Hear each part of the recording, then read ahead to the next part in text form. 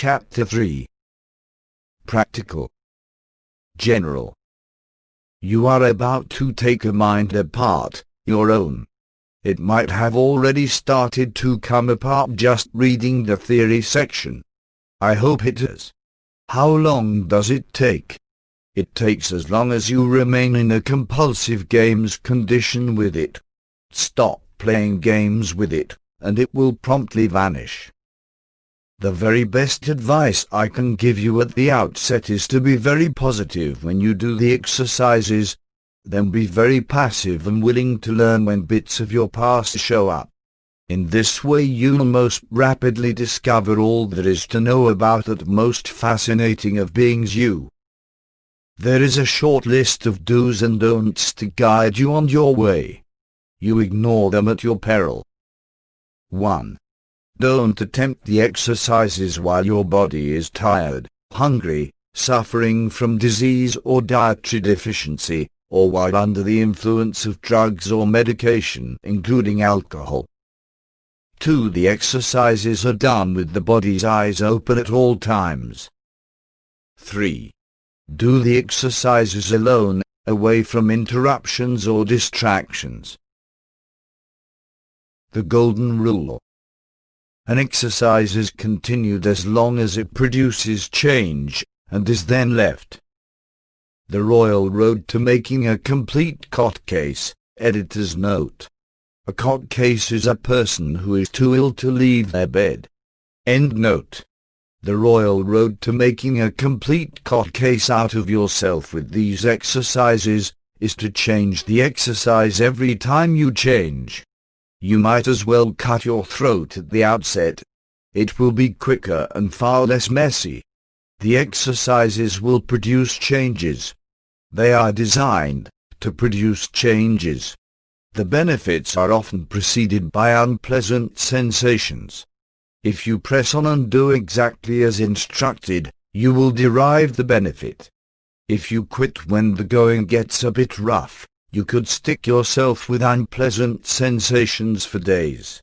What turned the unpleasant condition on will, if continued, turn it off. Don't panic. Or in the immortal words of Julius Caesar, who loudly exhorted his legion when the hordes of screaming barbarians came charging over the hill: "Nonus panicus est." If your head falls off, quietly replace it on your shoulders, remembering to put it on the right way round, and continue with the exercise. It is still producing change.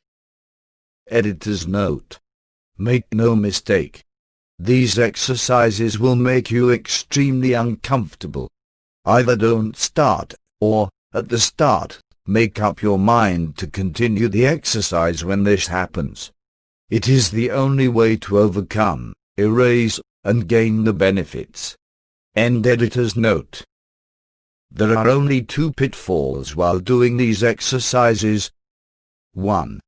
To stop doing the exercise while it is still producing change. 2. To continue the exercise after it has ceased to produce change. Of these, the first is by far the most serious. Any bad effects brought on by overrun immediately vanish when one realizes that one has overrun. Now what do I mean by change? Any change in awareness, sensations, emotions, etc. Yawn, for example, is a change. It is a sign that unconsciousness is lifting. One therefore goes on with the exercise.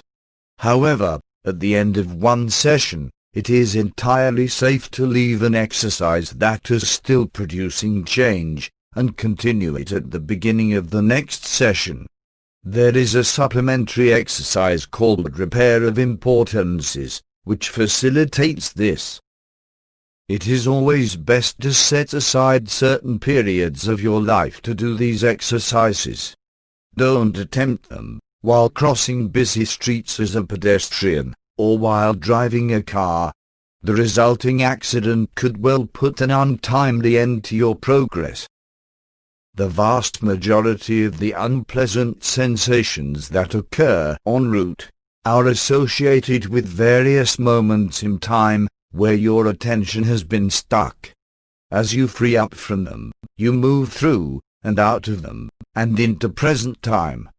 There is, however, one other class of phenomena which may occur. This is overstimulation of the body's nervous system. The sensations here are more startling than unpleasant, but you best know about them, or you may wonder what is happening to you. Many things can overstimulate the body's nervous system, including drugs, allergies and sudden impacts or shocks. We all know the sensation of seeing stars as a result of a sudden impact to the skull, or even to other parts of the body. Electric shock can also produce the same phenomena. The mind itself, by suddenly impinging upon the body, can overstimulate the body's nervous system too. And this is what can sometimes happen during these exercises. The exercise simply impinges some part of the mind against the body, resulting in overstimulation of the nervous system. As a result, you may experience weird phenomena in your body's visual field. It can show as blind spots, patches of flickering light, etc.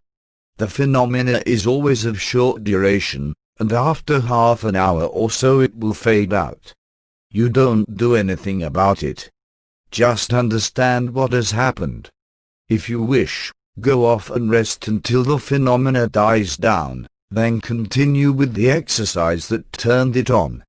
You must do this, for it is a change. If you happen to be connected to a skin galvanometer at the time, you will see the characteristic zigzag motion of the needle that accompanies the phenomena. It would also record strongly on an electroencephalograph trace. It is not serious, and you are not harming your body, for the body's nervous system is built to withstand enormous overload before it cuts out entirely, and unconsciousness occurs. It just isn't possible to overstimulate the nervous system this much with the exercises, and the most you will ever manage is a few blind spots, or flashing lights in your visual field. The skin galvanometer. If you possess such a device, and know how to use it, then it can assist you to determine when an exercise is no longer producing change. The meter no longer registers significant change. However, the device is by no means essential, for a being is entirely capable of relying upon his own estimation of change. Even if you do use a skin galvanometer, you will soon outstrip its usefulness, and will find it registering no change even though your senses clearly tell you that change is occurring. Thus, in the final instance, you are thrown back upon your own perception of these things. However, if you do use a skin galvanometer to help you early on, then abide by what it tells you. If you know how to use it, the device will not let you down. Early on, the device is more sensitive than your perception. Later, your perception is more sensitive than the device. The device also has an unexpected value in that it gives you something to hold on to with your hands, and thus prevents you from fidgeting and smoking unnecessary cigarettes during your exercise period. The 5 levels. The practical work is divided into 5 sections. Each section has its own purpose, and subsequent sections build upon the abilities developed in earlier sections. Thus, you start at level 1, and proceed on, through to level 5, where you stay thereafter until the job is done. I will explain in a moment how most people can enter at level 2. No benefit is to be gained by skipping one or more levels, for no further progress can be made until the missed level or levels have been completed. Just as you can ruin a good mystery story by reading the last chapter first, so too can you ruin a good set of exercises by starting them at level 5. Either nothing will happen at all, or the exercise will put you in the hospital. The former is much more likely, but I wouldn't take a chance on it if I were you. Level 1. These are exercises devoted to the discovery of and improving the reality of present time. Level 2. These are exercises devoted to the discovery of the past and its evaluation to present time. Level 3. These are exercises devoted to the general time breaking of then to now.